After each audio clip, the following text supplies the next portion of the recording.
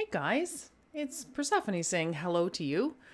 And I thought I would create another video that talks about the combat logs. I chatted with a guildie the other day who wanted me to go over the data with him and to understand the data.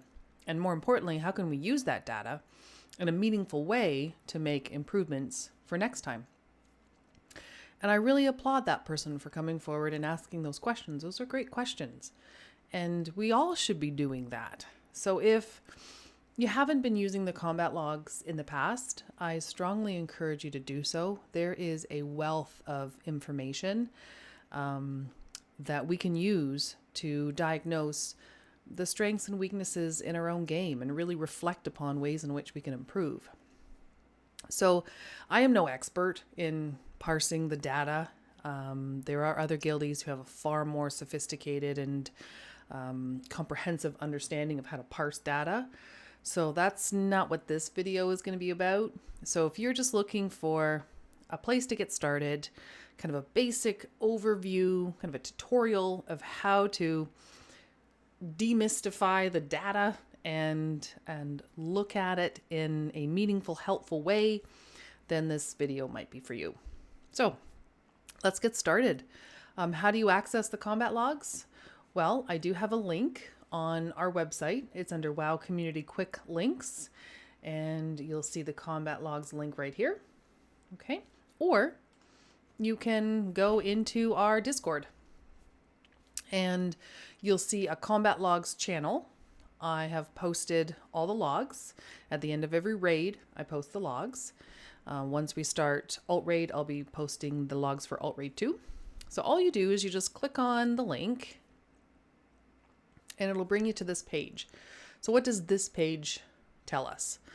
Well, it tells us that we had a very impressive raid night last Saturday. We defeated 7 bosses, which is excellent. So I can filter the data in a number of different ways. I can take a look at individual bosses. So if I want to isolate a particular moment in the fight, I can do that. Or isolate a particular piece of information, or I want to look at a specific mechanic, or healing or DPS output on a specific boss, I can do that. Or we can look at the data in a more general overview. So if I click on this link, all kills, that will give me the data, the total overall average data, including mechanics, for those 7 bosses. So overall average healing and DPS output for those 7 bosses. Or I can take a look at the 4 wipes. And that's actually an important piece of information for me as the raid leader, because for me, that diagnoses where the strengths and weaknesses are in the strats. Like, what are we struggling with and what do I need to tighten up for next time? Or I can take a look at all encounters. So 7 kills and 4 wipes. So that's our entire raid night. So over 3 hours, our entire 3-hour raid night, all the data, all the kills, all the wipes will be included in that report. Okay. So let's jump into the data. Let's click on all kills. I like to take a look at the all kills data, specifically the DPS and healing output, because it tells me what we're capable of. So if it's 7 kills, then that's arguably our 7 successful, our best attempts, because we won, we killed the boss. So it gives me an idea of what our raw healing and DPS output is. Now, with that said, I do realize that it's not our optimal heals or DPS, because it's not as if we can just stand still and just unleash on the boss. We have to perform mechanics, and interrupts and movement and all of that impact our output. So I do realize that. But these numbers give me an idea of what we're capable of. And when I'm deciding a boss order, I can look at those numbers and determine, do we have the output necessary to get that boss down? So again, using the data to guide decisions. So what does this page tell us? Well, I can further filter the information based on this summary tab. So the summary will summarize kind of all the basic important information that you may be looking for. Or I can filter through damage done. That's our DPS, or damage taken, or healing, threat, buffs, debuffs, deaths, interrupts, dispels, resources, and casts. It also tells us our raid composition. So our tanks, our DPS, our healers. Our average item level is 197.1, which is a very good average item level. It will break down the DPS. So starting with our highest DPS. So again, this is over our 7 bosses. So if we take a look at Waffles, he's at the top of the charts. Taking those 7 bosses, his average DPS over those 7 bosses, 3.1k. And then it's organized in descending order. Okay, same thing with the heals. Vero is rocking it with 4.1k, and then it is in descending order. And there's that Holy Pally slacking it with 2.7k. Okay. And actually, before I move any further, I just want to be very clear that this is a tutorial video to help you understand the data. I don't want anyone to feel like that I'm pointing fingers. This is not about showcasing high or low numbers. We do not use the combat logs in any kind of punitive way. We don't shame people with their numbers. The combat logs need to be used as a teaching tool, as a resource of information. And so that's what this video is intended to do. I don't want anyone to feel like they're on display. If anyone should feel like they're on display, it should be me. I stream our raids every Saturday. And if you want to see someone make 100 mistakes, watch my stream. I make a ton of mistakes. So I'm not pointing fingers here. So I don't want anyone to feel like they're being targeted. I suppose I could use just random logs from a random raid group, but I also know as a teacher, if we look at personal examples, then the learning is going to be more valuable and more meaningful. I explain to my students that we could look at generic grammar sheets and complete those generic grammar sheets over and over again. But if we take a look at our own writing, that's where the best kind of learning is going to take place. You need to identify the strengths and weaknesses of your own writing, identify where you're making those comma splices, rather than, looking at other, generic practice grammar sheets. So I do realize that we are somewhat defensive over our numbers. I'm very critical of myself, and of course I'm defensive too. But it's one of those things where we have to allow ourselves to make those changes and to look at our numbers. Otherwise, we're not going to improve. The struggle for me when I'm having these conversations with people is it's important to look at personal numbers, because then it's going to be meaningful and more valuable. But at the same time, you don't want them to feel as if they're being personally attacked. So it's a hard goal to try to manage. So I would hope that everyone would consider, our raid team, the officers, myself included, that we are open and welcoming, and, we invite you to ask questions and to search out and ask for help. And, that person who asked for help from me, I applaud that person, and so I really appreciate that. And we all need to be doing more of that. And it's not just about using the combat logs as a resource, but also using your guildies as a resource. The stronger we are individually, the better we're going to be as a raid team. And there is a wealth of knowledge and expertise in our guild. So, when we're making comparisons, and when I'm showing you how to compare your numbers with someone else, and you're noticing that their numbers are higher, then go chat with them. They will be willing to share their secrets with you. We want to share our secrets because that's going to strengthen the team. So anyway, I just wanted to make that clear. This is a tutorial video. It's not a shaming video. Okay.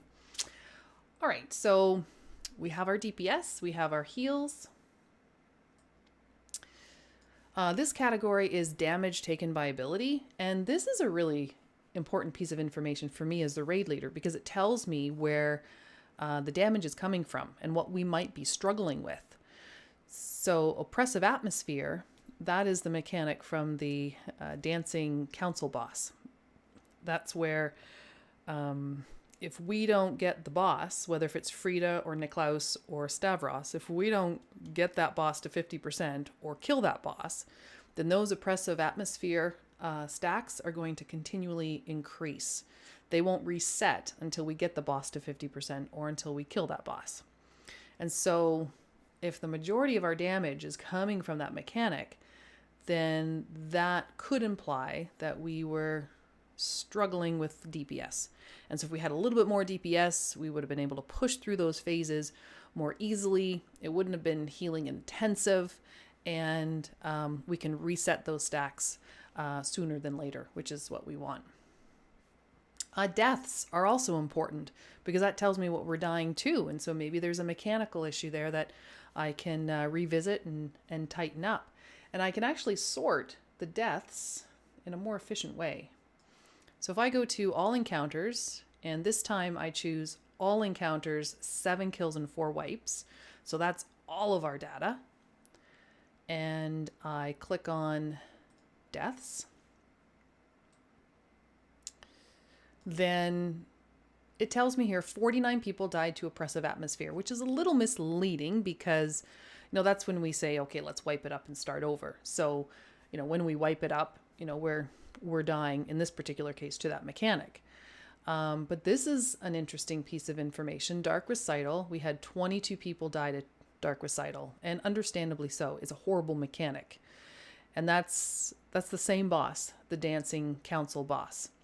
And so Dark Recital is when we have to pair up with our partner, but we have to keep moving with our partner because we're dropping red puddles at our feet.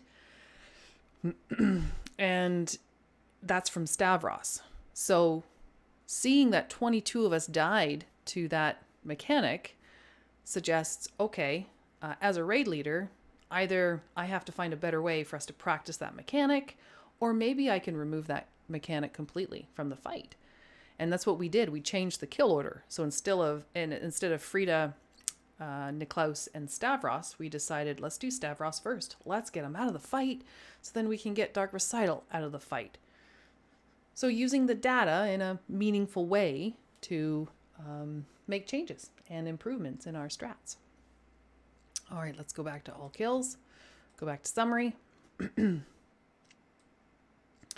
Another thing that the summary tab will show us is our raid composition. So here is everyone's breakdown with the gear that they're wearing, the covenant that they belong to, the talents they're using, soulbinds, conduits, legendary that they're using. And so this gives me kind of a preview of everyone's gear and the talents and the legendary and their item level. There's a lot of information here at my disposal. And so I can, diagnose different needs. Like if there's someone in the raid who has a low level ring, I can say, okay, let's help this person out. Let's run this dungeon because that's where the ring drops. So let's see if we can help that person replace their ring. Those kinds of things. All right. Let's specifically take a look at a boss. Let's look at Shriekwing sucks. Let's look at Hungering. For the most part, it is a boss where we can unleash. There is some movement, like we do have to run out for consume and we have to run out for laser beam. But for the most part, we can kind of stay put and unleash. So let's take a look at our numbers. All right, let's take a look at damage done. So CBOT, rocking it with 3.4K, and his parse rate is 75%. So what does parse rate mean? So what the parse rate does is it takes CBOT, who's a Beastmaster, or Beast Mastery Hunter, and places him in a pool of other Beast Mastery Hunters with the same item level. And if he's parsing 75%, then that means in the pool of Beastmaster Hunters with the same item level, there is only 25% of that population that is performing better than he did on that fight. And so that's pretty impressive. He's in a top bracket there. Don't get too fixated with your parse rate. You want to be kind of in the top 50%. But it's not something that I want people to be too preoccupied about, but it is a way that you can look at your rating comparatively to others. Okay, we can do the same thing for healing. So Vero, 95 parse rate. His healing is 5.4K, really impressive, and his parse rate is 95%. So that means there are only 5% of other Resto Shamis who performed better on that fight than he did. And it's really impressive. So definitely top tier. Something else that you can do is you can specifically click on your character, and it will, in this case, parse my healing. So it's going to show me each ability and the percentage of each ability and how it's contributed to my overall healing output. So Holy Shock is 19.53% of my overall healing. And that's important for people to know, where their damage or where their healing is coming from. Another thing that you can do is you can compare your performance with other logs. So if let's go to the logs from 2 weeks ago. So what you'll need to do is you just copy and paste the 16-digit code. You click on this compare option, and it says compare reports. Copy, paste, plunk it in there. Pardon me. Press OK. And then now it's going to compare last Saturday's healing and DPS and mechanics with 2 Saturdays ago. So if I click on Hungering, you'll see last Saturday's DPS and healing and mechanics on the left-hand side. And then you'll see 2 Saturdays ago on the right-hand side. So it's a side-by-side comparison, which is really helpful. And as the raid leader, I can take a look at our raid composition. So our item level 194.5, opposed to last week 197. Now I know that we don't always have the same people, but what's important here is that we're moving in the right direction. Our item level is increasing, and so our hard work is paying off. We're running LFR, we're running keys, we're trying to gear up and be better for next Saturday, and that's our goal. We always want to try to bring a better prepared version of ourselves for the following Saturday. So another thing that I can look at, again, DPS and heals. If we take a look at my healing, so last week on Hungering, my healing output was 3.791. And 2 weeks ago, yikes. Okay, 1.6K. So that's bad. I probably died. Hopefully I died. And so, it's good in that I'm going in the right direction. I'm showing improvement, basically anything's an improvement over death. So again, a side-by-side comparison, which is helpful. Or you can compare yourself with someone else in the raid. So let's go to Hungering again, click on compare.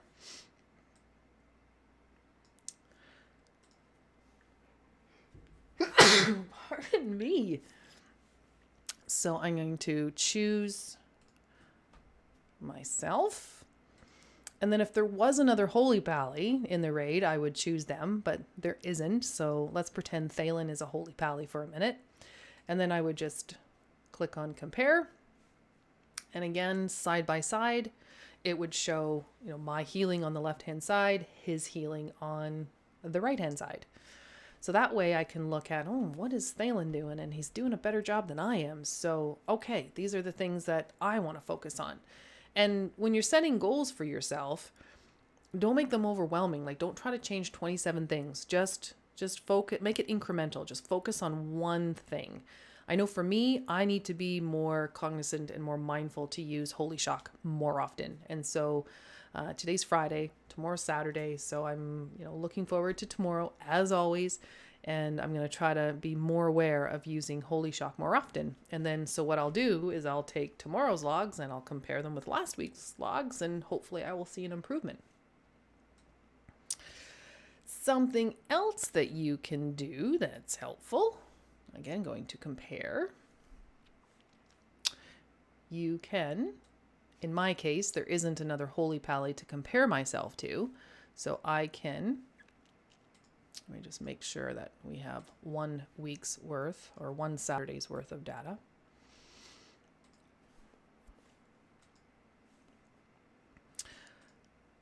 So I'm going to choose myself. And I'm going to compare myself with other Holy Pallies who are who have a similar parse rate as myself and who have a similar item level. So I'm looking at all the data, all the other Holy Pallies who are comparable to me. And so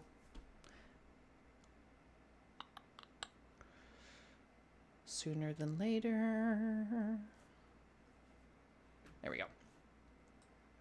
So I want to take a look at the highest match percentage.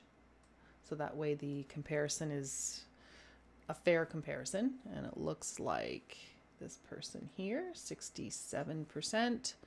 So I would click on that person, and again, it would bring up all of her stats or his stats, healing output, the gear that they are wearing, the legendary, everything. And so I can compare side by side their performance against mine and make changes. And another thing I could do if I really wanted a humbling and demoralizing experience is I could click on this button here, go to Hungering Destroyer, Rankings. And so I am comparing myself with the best of the best.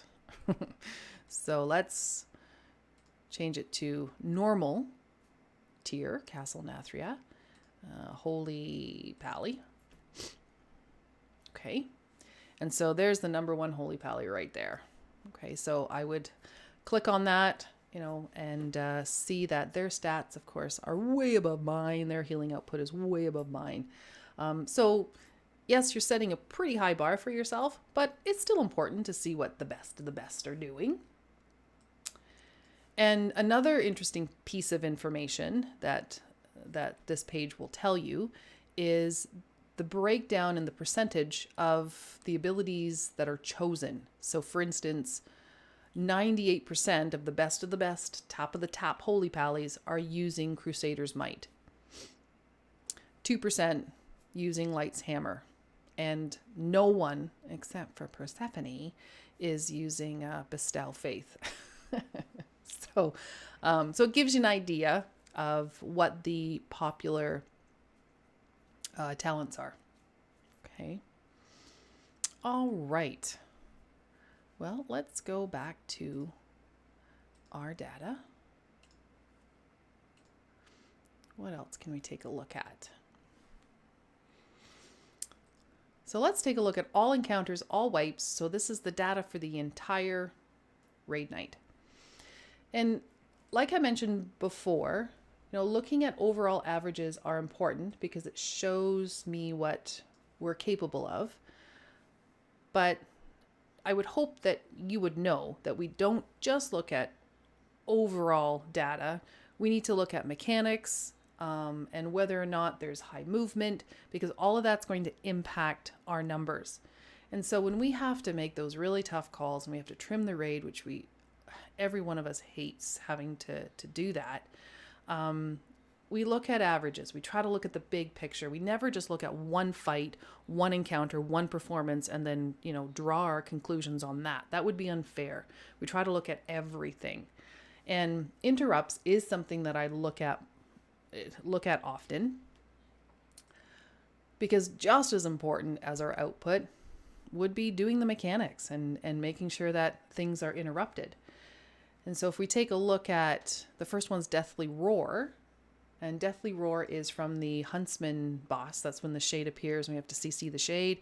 And then when it's time to kill the shade, we also have to make sure that the shade doesn't get the Deathly Roar off. So Odessa saved our butt twice, because if that cast got off, it would have been bad news. Actually, another one to look at, which would be really good, which would be Frida's cast, Dreadbolt Volley. So look at that. So Hundred interrupted 19 times, Odessa 16, Aaron, Thalen 13. Even our tanks were interrupting. Wow, I am so proud to see that. That's fantastic. So, we only missed a little over 5% of her casts, and so that's a pretty impressive, successfully executed mechanic. And not only that, but we were communicating really effectively with our call outs and our interrupt rotation. So that's fantastic. So, if someone's on an interrupt rotation and their DPS is a little lower than usual, well, of course it is, because they're on an interrupt rotation. So we take those things into consideration. All right. Well, I hope that gets you started. And like I said, if you haven't been using the combat logs in the past, please start using them. I hope that this video has answered a few questions, at least, gives you a place to start, nothing too sophisticated, just to kind of give you the basics. And please continue to reach out if you have questions. We are here to help. So I'm going to stop the video there, and today's Friday. I look forward to seeing everyone tomorrow for raid night. So thanks for watching. I really appreciate it. Take care, guys. Bye.